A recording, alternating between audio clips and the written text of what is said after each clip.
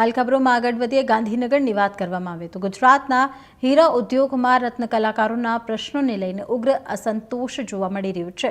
Diamond worker union દ્વારા ગાંધીનગર ખાતે શ્રમ મંત્રી કુંવરજી બાવળિયાને રજૂઆત કરવામાં આવી હતી। યુનિયને દાવો કર્યો છે કે છેલ્લા 2 વર્ષમાં 80થી વધુ રત્ન કલાકારોએ આત્મહત્યા કરી છે। રત્ન કલાકારોનો આક્ષેપ છે કે મંદીના સમયમાં પગારમાં કાપ મુકાય છે, જ્યારે તેજીના સમયમાં પણ હીરાના ભાવમાં વધારો થવા છતાં કામદારોને તેનો યોગ્ય લાભ મળતો નથી। સુરત, મહુવા, તળાજા સહિતના વિસ્તારોમાં ભાવ વધારાની માંગ સાથે કામદારો હડતાળ પર ઉતર્યા છે। યુનિયને ઓવરટાઈમ બોનસ અને લઘુત્તમ વેતન સહિતના શ્રમિક હકોનો અમલ કરાવવા માંગ કરી છે।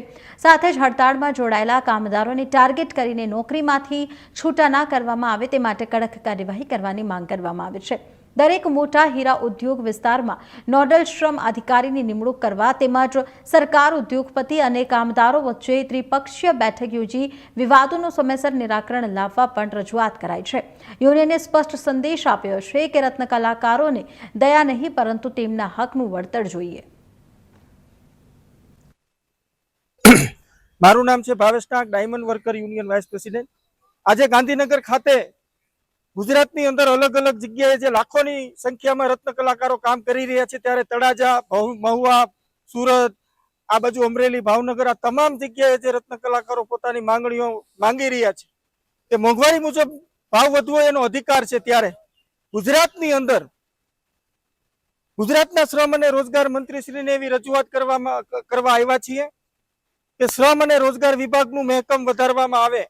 એનું કારણ એ છે કે એક અધિકારી પાસે 2-3 જિલ્લાનો ચાર્જ, તો કઈ રીતે કામદારોને કાયદાનું રક્ષણ મળી શકશે, કઈ રીતે કામદારોને કાયદાની જાગૃતિ લાવી શકશે। આ બાબતે અમે ગુજરાત માનવ અધિકાર આયોગ, ગુજરાત રાજ્યના ડીજીપી સાહેબશ્રી એમને પણ એવી રજૂઆત કરવા આવ્યા છીએ કે માનવ ગૌરવનું રક્ષણ થવું એ માનવનો અધિકાર છે।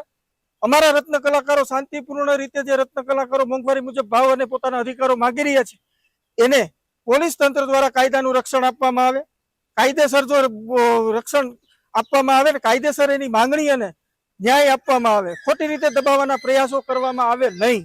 માલિકો દ્વારા પણ એને અમુક જગ્યાએ જે રત્ન કલાકારો હડતાલ ઉપર જોડાય છે એને કામમાંથી છૂટા કરી દેવામાં આવે છે, તો આ થવું ન જોઈએ। કારણ કે માંગણી માગવી એ માનવનો અધિકાર છે અને માનવ ગૌરવનું રક્ષણ કરવું એ પણ આપણો અધિકાર છે। તો આ બાબતે આજે ગાંધીનગર ખાતે આવવાનું થયું છે, તો આ બાબતે ગુજરાત સરકારે આ મુદ્દાને ગંભીરતાથી લઈ આગળની કાર્યવાહી કરવામાં આવે। શ્રમ વિભાગની અંદર અમે રજૂઆત કરી છે, મહેકમની અંદર એ લોકોએ હાલ સુધી કોઈ જવાબ આપ્યો નથી, પરંતુ અમને વિશ્વાસ છે કે મહેકમ વધારવામાં આવે। કારણ કે ગુજરાતની અંદર મોટી ઇન્ડસ્ટ્રીઝ, ટેક્સટાઇલ ઇન્ડસ્ટ્રીઝ હોય, ડાયમંડ ઇન્ડસ્ટ્રીઝ હોય, લોખંડ ઇન્ડસ્ટ્રીઝ હોય, સિરામિક ઇન્ડસ્ટ્રીઝ હોય, અલગ ઇન્ડસ્ટ્રીઝની અંદર લાખોની સંખ્યામાં કારીગરો છે, એની સામે જે શ્રમ વિભાગનું મહેકમ છે એ બહુ ઓછું છે, તો આ મહેકમને પરિપૂર્ણ રીતે પૂરું કરવામાં આવે।